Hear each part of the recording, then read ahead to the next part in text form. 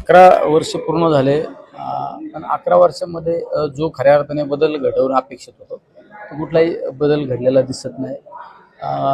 उलट जर विचार केला तर मोदी सरकारच्या कालखंडामध्ये जातीय संघर्ष निर्माण झालेला बऱ्यापैकी आपल्याला पाहायला मिळत आहे। वेगवेगळ्या गोष्टींचे गरज नसताना इव्हेंट केलेले आपल्याला पाहायला मिळालेले आहे।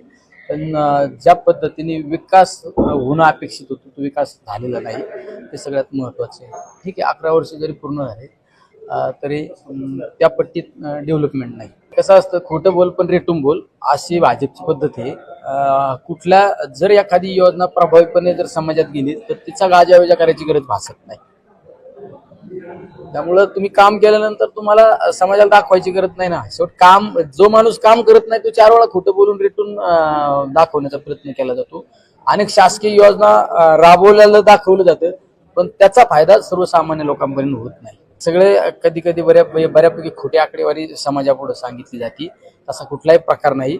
ज्या पद्धतीने 2014ला मोदी साहेबांचं सरकार या देशामध्ये आले, त्यांनी सांगितलं की बेरोजगारी कमी करू, काहीतरी 2 कोटी तरुणांना नोकऱ्या देऊ, प्रत्येकाच्या खात्यावर पैसे टाकू, प्रत्येकाला त्या ठिकाणी अकाउंटवर पैसे टाकू, काला धन लावूंगा, हे काहीच नाही झालं। बेरोजगारी नाही कमी झाली, बेरोजगारांचं प्रमाण वाढलं।